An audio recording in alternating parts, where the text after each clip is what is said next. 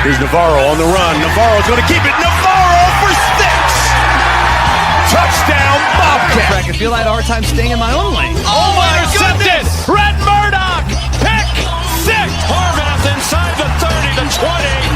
Blake Harvath will score. And Mendoza takes a big hit. He never saw it coming. Trey White got in there. There's his man, Rucker. And nobody's going to catch him. Goodbye. Intercepted. Tom Reed, skipper, touchdown. Telly again, why not? A step forward and make it 2 for Telly. Quarterback keeper showing off the speed, steps on the gas, untouched. The G5 Hive. All G5, all the time.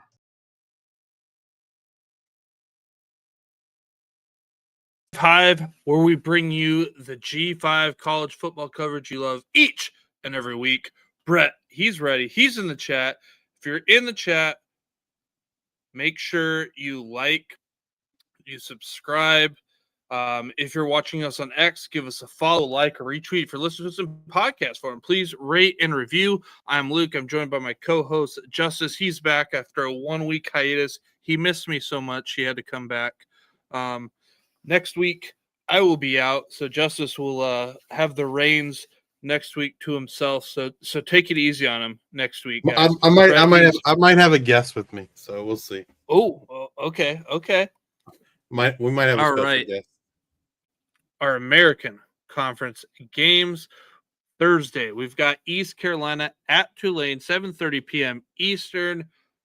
Tulane favored by 6.5, 54.5 over under. I'm steering clear of this game. ECU defense, pretty good this year. Tulane's offense overall has been great. But they just have some pockets of like, oh, they didn't play great for this stretch of minutes. I think this one will be a fun game to watch. But I think overall Tulane wins this one. I'm just curious to how long this ECU defense holds up. The two midweek games, or the Thursday Friday game from the American, like I'm glad. First of all, I'm glad they're Thursday and Friday because I think they're two prime matchups. And with me being in Huntington over the weekend, I wouldn't get to see them on Saturday. So I'm excited to be able to watch both of these games Thursday and Friday. But I don't know, man. Like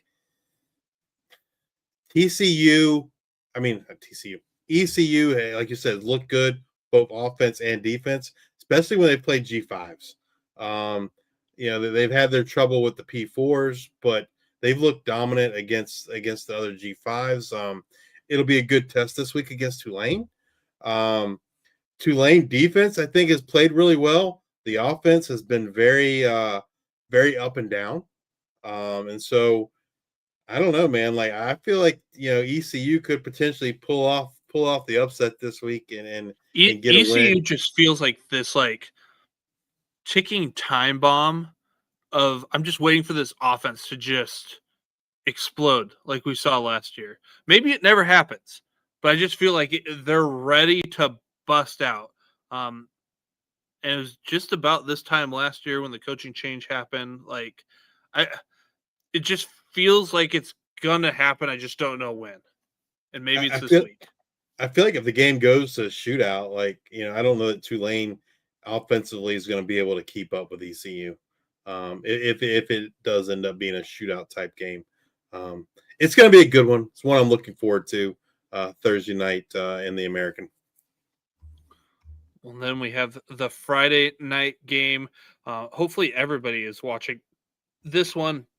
Number 24, South Florida at North Texas. This North Texas defense has been playing lights out. 7:30 p.m. Eastern game. South Florida favored by 1.5 on the road. Over under set at 68.5. I feel like what's going to happen, I think North Texas wins. I think North Texas gets the win in this one. And here's the game script that it has to happen. So USF, anytime you're watching their game, they go so fast. They do these wide receiver screens. There's these 3 and outs, and we're so used to this North Texas offense being so explosive. I think they just run the ball. They've been running the ball really well the last few weeks. I would take the under the 68.5 because I think North Texas eats up clock. They run the ball. They keep the ball out of Byron Brown's hands. And then, when he does get the ball, maybe he's going to be hard-pressed to make stuff happen. We've talked about this defense being better all year long. I think North Texas gets it done and South Florida falls. But if South Florida wins, this is a huge win and really helps out their chances to go, Captain Obvious, helps them in their chances to go to the playoffs. This is a game where, I think from a talent perspective, if you say there's no turnovers, I think South Florida wins. Absolutely. But South Florida has been, they were so sloppy with the ball last week against Charlotte, man. They cannot afford. If they do that against North Texas, they're going to lose. 100%. They're going to lose. It's going to be a close game. It's going to be a good game. And I think what happens, I just feel, I don't know this, but I just feel like every time I watch South Florida, they have these 3 and outs. It's like they don't really get in a groove. But I think North Texas can make them pay and run the ball. They've got that great 2-headed approach. Caleb Hawkins really balling out. And then you got McGill there. I just really like what North Texas has right now. I think they're clicking. I think if they can kind of contain Byron Brown, because I feel like a lot of times when I watch South Florida, he bails them out with his legs. If they're able to contain Byron Brown and not let him get those big runs with his legs, then yeah, they certainly, I think, force him to kind of be a passer. I think that would favor North Texas. All right.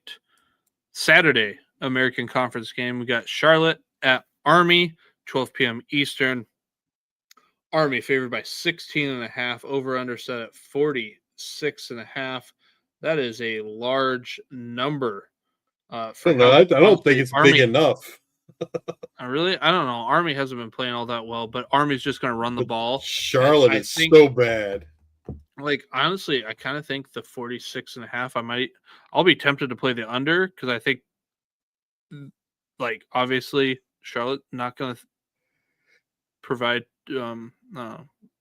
much resistance. But I think it's just one of those games where you start the game, you go to the kitchen, get a sandwich, you come back, and it's the fourth quarter. Whoa, where did this clock go? I think it's gonna be a fast paced game. I think Army covers the spread. I think Charlotte's not good. Game's at West Point. If I think I would agree with you. If I had to bet the over under, I would probably take the under. But I feel better about Army covering than I do about the over under. Justice says lay him with Army. Navy at Temple, 4 p.m. Eastern. Navy favored by 9.5. Over under set at 53.5. I will be kind of interested to see how Temple's defense responds after that huge win that they had this week. Navy with a huge win. I expect them to continue to be explosive on offense. I think Navy wins this one. I think I'm going to lay it with the points. I don't know. Maybe I'll take the over 53.5. Actually, I'll take the over 53.5. It wouldn't shock me if Temple wins the game, right? They've played solid defense. Yep. I think this will be a good test for Temple. They didn't pass previous tests when they had opportunities to play a really good team. They beat UTSA, but I don't think that UTSA defense has been much, and the offenses, other than Robert Henry, has been kind of disappointing. And so, I don't know. I think this should be a good test for Temple to kind of see where they are. All right, we've got UAB at FAU, 6 p.m. Eastern. FAU favored by 5.5 points. over-under set at 69.5. That seems like a large number. FAU, I mean, they pass a lot, but they don't score a whole bunch. So this, I mean, UAB's defense is just so bad. I think I take FAU. I think I lay the points at 5.5. I don't like that hook there, but I wouldn't be surprised if UAB the over just under again. 69.5. Just seems like a large number. It does seem like a lot, but man, like neither team's good on defense. Yeah, I don't know. I don't know. I'll just stay clear. I'll steer clear of it, but maybe there's some player props there with overs for Kitna or Veltkamp or something. Tune into our man Eric Froton. He's the college football player prop master. I'm at a place where we can't bet player props. But if you are able to, like, definitely tune into Froton. He's every Saturday morning he goes live on X on the Spaces and provides lots of good information on player props. If you like money, follow Eric Froton. All right. Rice at UTSA for the last game for the American Conference, 7:30 p.m. Eastern. UTSA favored by 11.5, over under set at 49.5. Give me the over on points. Think so? I think so. I mean, Rice. I think they can. I think that they can score points, and I know UTSA can score points. UTSA defense hasn't been like spectacular by any means, and I think Rice can move the ball. I think over 49. I feel pretty good. Your average college football score is 55, so it's slightly below. And I think Rice can score enough, and obviously we know what UTSA can do. So I would take the over. My gut says the under. I don't know. Like the only thing. Fight? You think a rock fight's happening? Yeah, I do actually. It's kind of what I feel like. But Robert Henry running the ball, and then obviously with that Rice offense, that's what they're going to do: run the ball.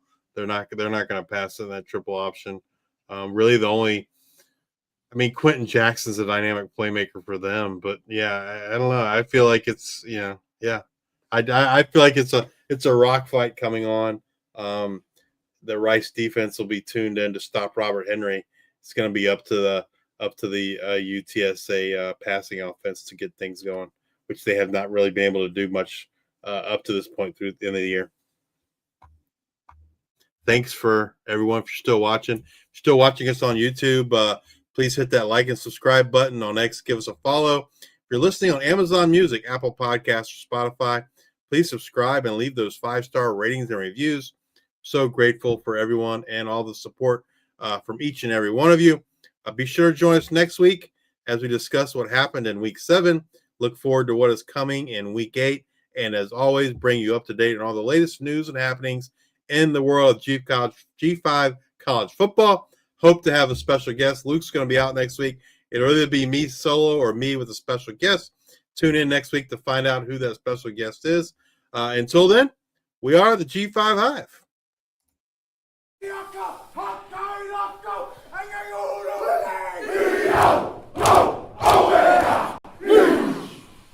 First